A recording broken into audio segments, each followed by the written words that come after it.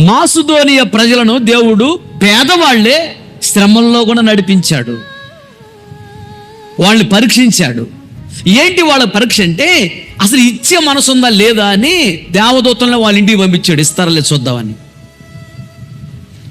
వాళ్ళకే భోజనం కొంచెం ఉంటే ఆ టైంలో ఒక దేవదూతను పంపించాడు అడుక్కునే వాళ్ళగా, అమ్మా ఆకలి అవుతుందమ్మా అని.